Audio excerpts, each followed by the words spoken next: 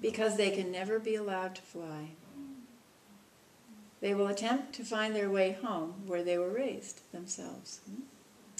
The easiest way to get weanlings who have never been out of their original loft, after just a couple of weeks being in a wire-enclosed area, they can be allowed to fly free. This is called settling. This is a frightening time for the owner because they are just learning how to fly, and this makes them easy prey for hawks and owls. They are fun to watch. Sometimes they look as if they are falling out of the sky, but they learn very fast. I haven't seen one hit the ground yet. So you got to hear this with Dharma ears, right? They are very prolific breeders and reach breeding age from 6 to 8 months. Most will lay 2 eggs within 2 days of each other, then 17 days to hatch. They put the permanent bands on at 5 to 7 days of age, and they're weaned at 21 days of age. So, very interesting. So that bird disappeared after 3 days, and then she told me it was home. It had come home. So they were very happy. It found its way home. But then yesterday, DT came to me and said, "There's another bird." And that one has a band that indicates it came from Seattle, from a club in Seattle. So that one discovered the bird feeder, and you may see it out by the bird feeder, or it comes running for water. Come right up to you for water if it's thirsty. So it's not an interesting phenomenon. Those who've been here long enough remember the wild turkeys that came here 1 week before Thanksgiving once and hung around for a while and used to, during Dharma talks, come right up to the window, 3 turkeys, if you can imagine, looking in that during Dharma talks. And the baby chipmunk that we gave was dead, moribund, and came to life, and we raised it, and the baby crow that we raised, and so on. All of whom have opened doors for us. Don't forget Mickey. And Mickey the dog, who lived for 24 years. Yes. But when you... oh, by the way, my theory about why the birds were lost in the race is, the sun had been silent for a long time, no sun flares, no sunspots for a long time, and then suddenly, a few weeks ago, huge, explosive sun flares, which sends just gobs and gobs, enormous explosions of electromagnetic energy towards the Earth. And they said communication systems might be knocked out. See the aurora borealis, which we did see one night. But birds navigate partly through awareness of the Earth's electromagnetic field. So they are aware of something we're not aware of, which is the Earth's electromagnetic fields. And so it stands to reason that could get knocked out by solar flares. So just listening to my description of the racing pigeons, when you practice Dharma for a long time, you begin to see everything with Dharma eyes, and you begin to hear everything with Dharma ears. We have a Dharma movie here on Monday nights at 7:30. If anybody wants to come join us, come. We have popcorn and a Dharma movie. And the point is to begin to look at movies. So they're not all about Dogen Zenji or the Buddha. There's a wide range of movies that I classify as Dharma movies. To begin to look at everything through that lens of the Dharma eye. But when we listen to this story of the pigeons, there's so much information that relates to the Dharma. We're all attempting to find our way home. We were born out of that original home. We knew that original home at least for a while, depending on how difficult our early life was. And then we lost our way. So the koan that I used during Sesshin is, where did it fly to? In the Sesshin, the koan was about a wild duck. But where did our original wild nature, where did that fly to? How come we can't find it? We can't experience it? That's a fundamental question of practice.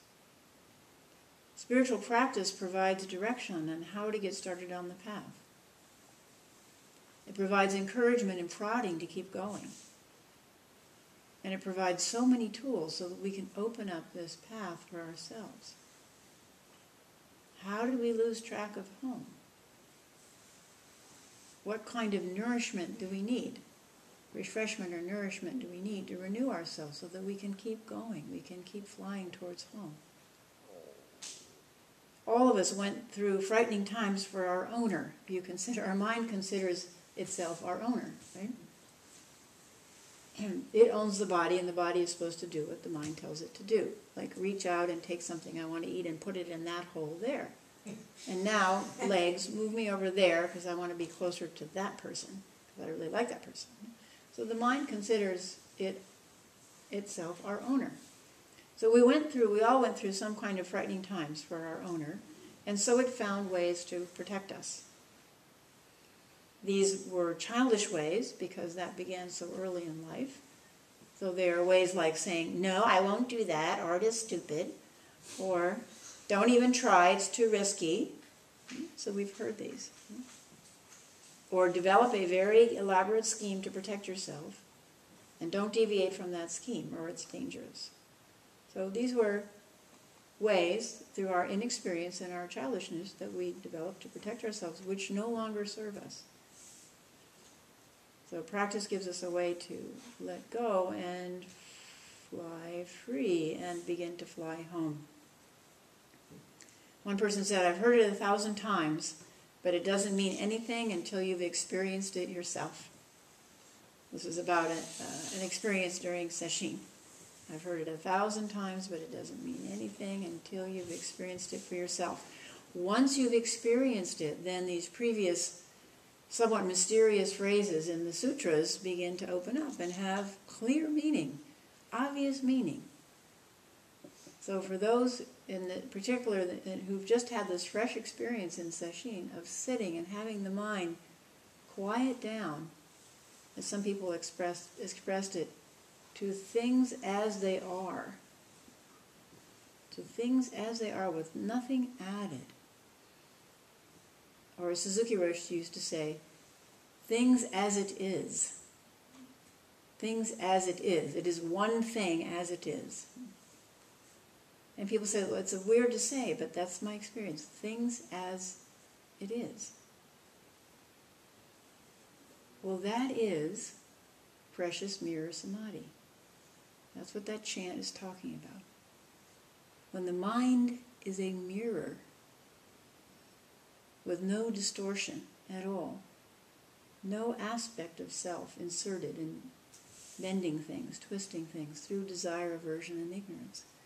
When that disappears, then we experience precious mirror samadhi. So then that chant isn't mysterious anymore. And then you can go through it and parts of it will pop out. Oh, that's what that means.